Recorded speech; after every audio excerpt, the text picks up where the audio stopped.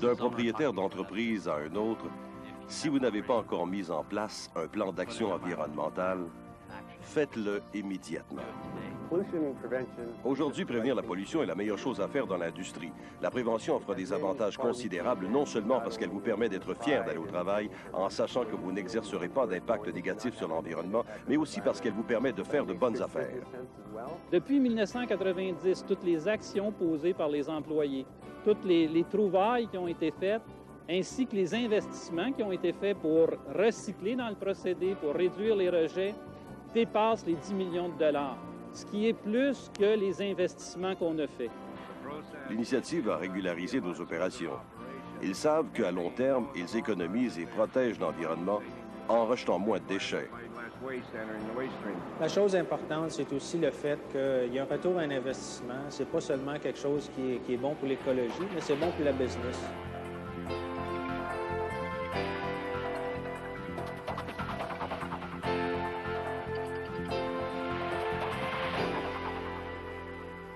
Partout au Canada, petites et grandes entreprises jettent un nouveau regard sur le problème de la pollution. Elles s'attaquent aux sources du problème en évitant les coûts associés au nettoyage, au confinement, au traitement et à l'élimination.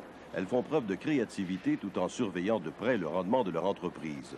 Elles emploient des moyens propres à améliorer leurs opérations et trouvent des solutions qui profitent aussi bien à l'environnement qu'à leur entreprise.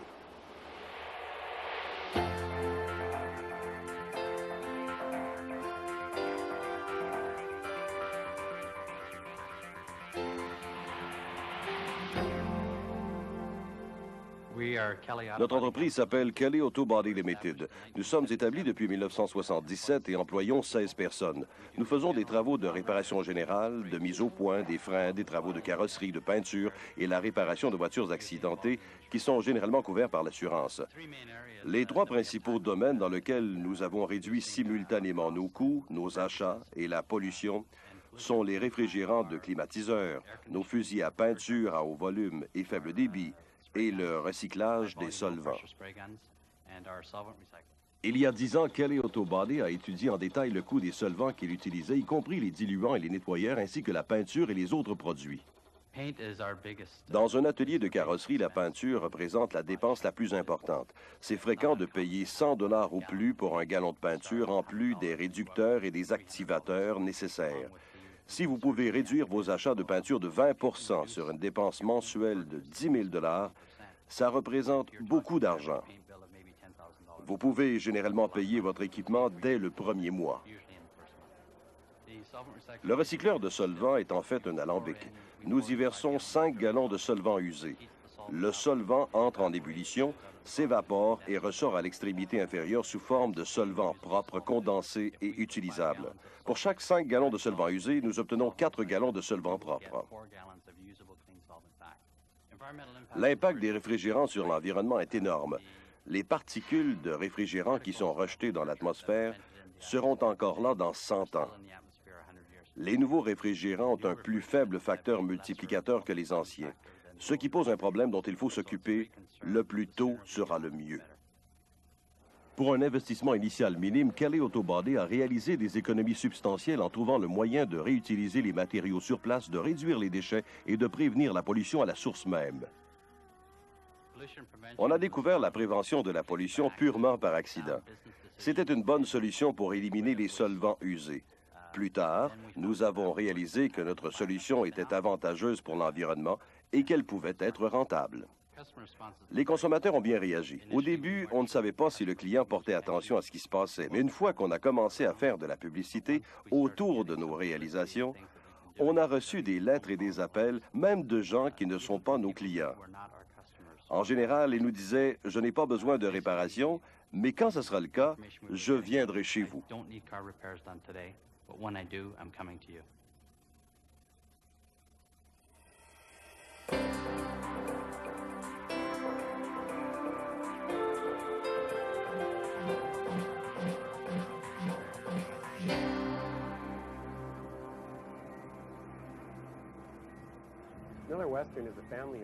Miller Western est un groupe d'entreprises canadiennes familiales qui possède d'importants intérêts dans le secteur forestier en Alberta et en Saskatchewan.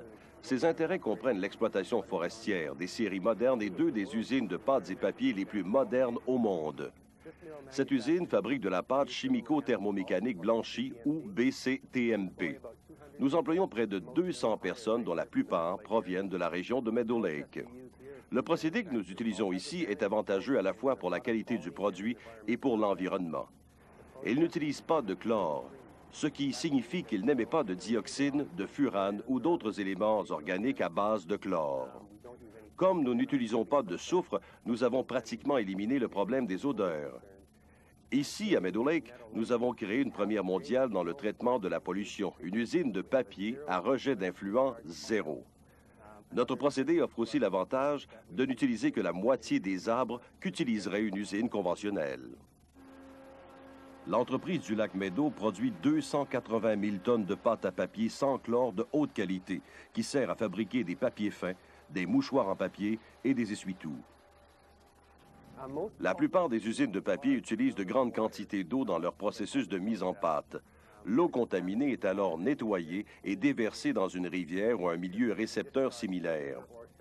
Ici, au nord de la Saskatchewan, et spécialement à Meadow Lake, il n'y avait pas de rivière assez importante pour recevoir un tel volume de déchets industriels. C'est pourquoi nous avons dû trouver une nouvelle façon de nous débarrasser des effluents.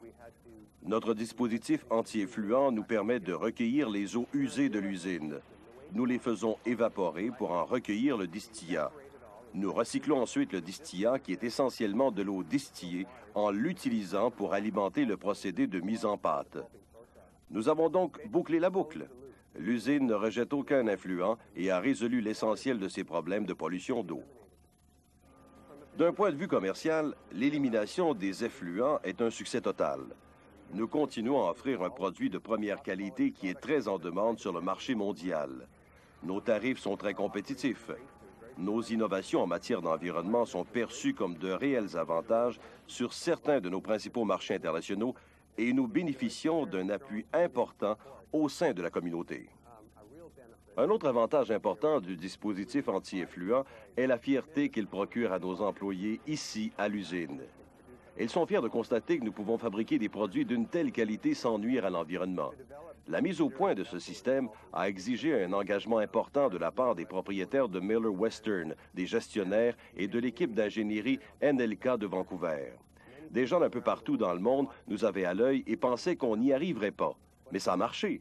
Notre réussite témoigne de l'habilité, de la ferveur et de l'engagement de nos employés ici à Meadow Lake.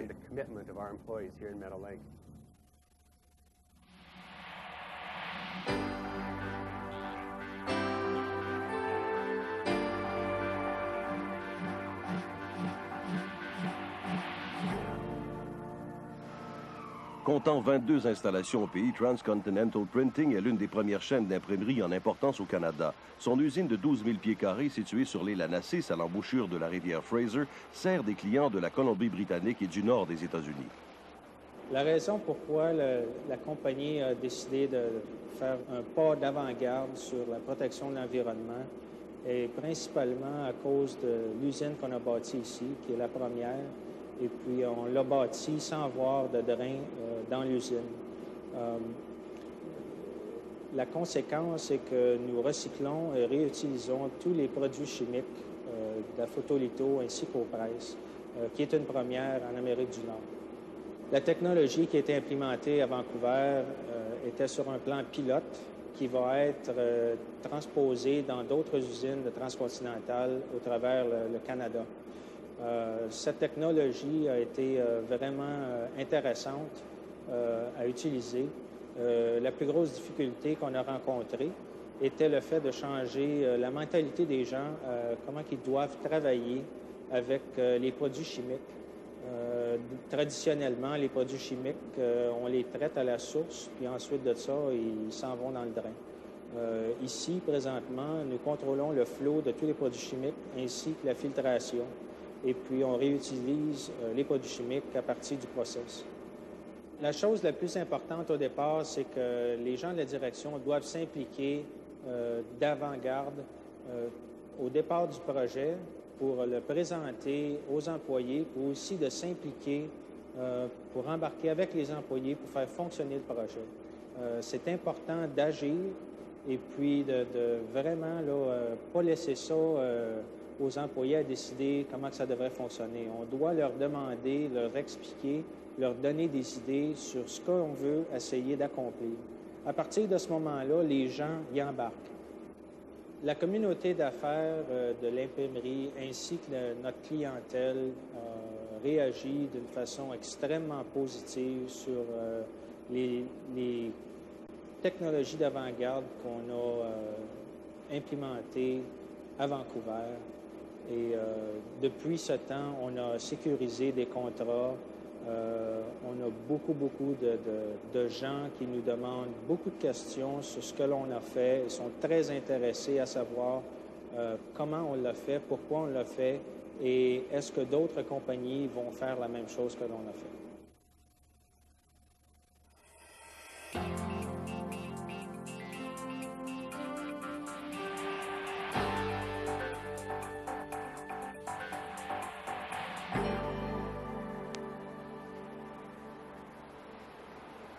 L'usine d'assemblage Ford à St. Thomas produit quotidiennement près de 1000 voitures Crown Victoria et Grand Marquis sur sa chaîne de montage longue de 20 km. L'usine de 243 millions de pieds carrés emploie 3000 hommes et femmes et Ford réalise des économies importantes au seul chapitre du coût des matériaux grâce à une nouvelle méthode d'achat et d'utilisation des fluides de fabrication.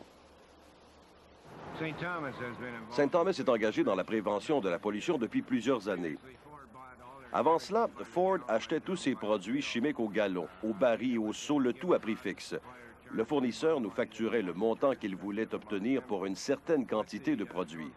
Depuis le lancement de notre nouveau programme, le fournisseur reçoit un montant fixe pour chaque auto produite.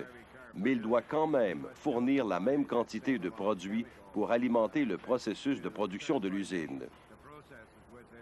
De ce fait, il doit maintenant contrôler l'emploi du produit chimique, contrôler son emploi et sa manutention. Les déchets produits par ce procédé sont également pris en compte dans le prix unitaire. Pour lancer le projet, nous avons dû obtenir l'aval des dirigeants. Naturellement, ils étaient d'avis que nous avions toujours fonctionné comme ça et que nous allions continuer à le faire. Mais en leur montrant sur papier qu'il y avait un avantage financier pour l'usine, ils se sont mis à examiner le programme et ont offert leur appui à tous ceux qui y participaient. Tous nos programmes de prévention de la pollution à l'usine ont été bien acceptés par les employés. En fait, nous avons maintenant installé des boîtes à suggestions partout dans l'usine. Ils ne cessent de proposer de nouvelles méthodes de recyclage, de réemploi et de prévention de la pollution. Et leurs idées font boule de neige. En achetant ces fluides en fonction du nombre de voitures assemblées et en réduisant régulièrement chaque année le prix payé pour ces fluides, Ford a pris les devants et encourage ses fournisseurs à gérer la qualité et l'efficacité de leurs produits. Le programme de gestion totale des fluides de Ford St. Thomas ne fait pas que prévenir la pollution. Il permet également d'économiser 750 000 $ par année.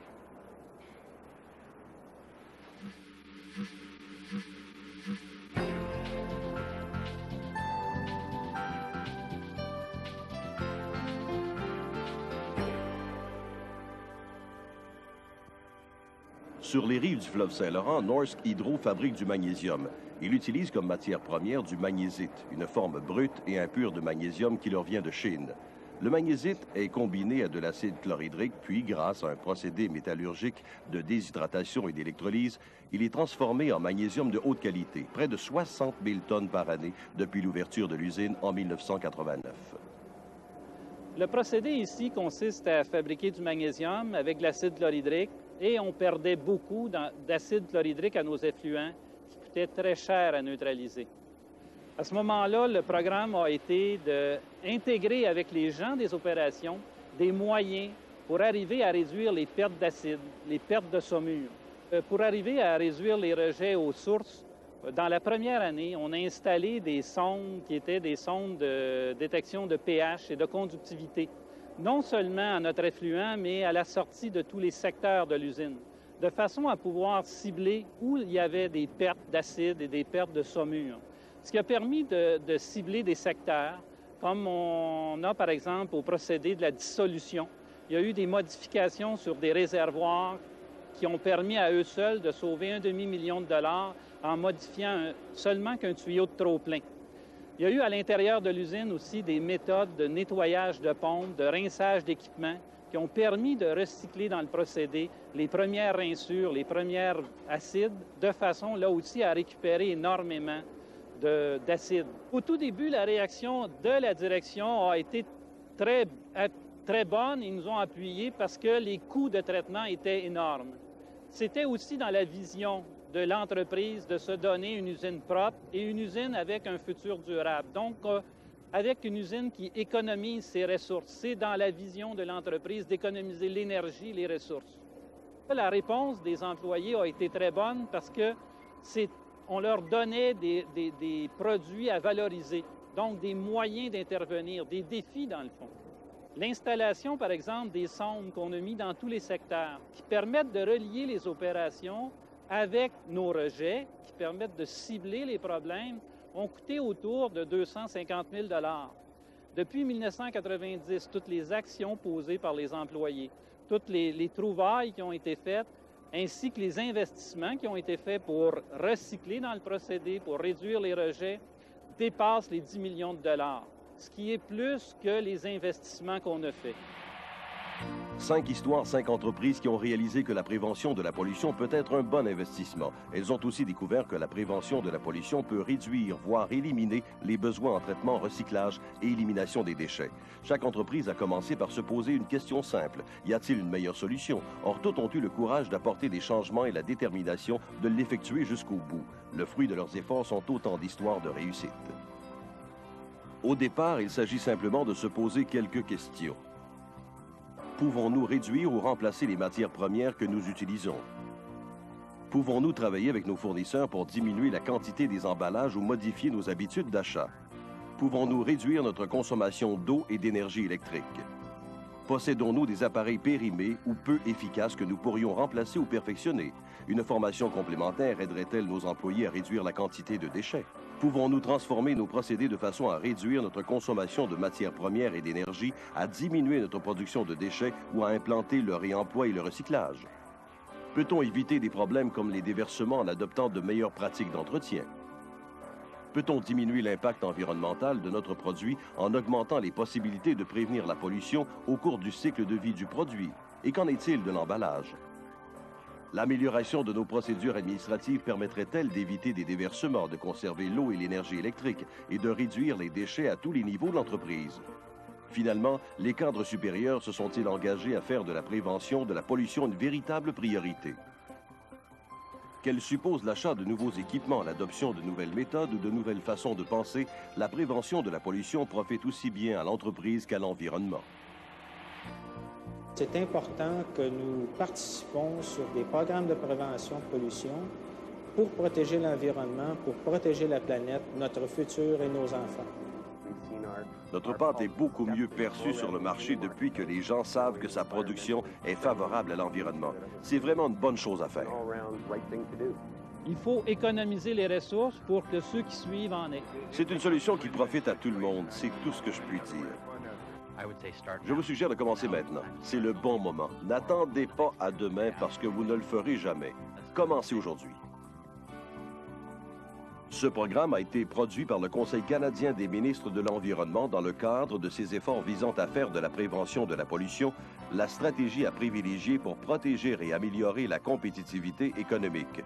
Il existe des ressources à tous les paliers de gouvernement qui peuvent aider votre entreprise à mettre en œuvre la prévention de la pollution. Pour obtenir de plus amples renseignements, communiquez avec le Centre canadien pour la prévention de la pollution en composant le 1-800-667-9790.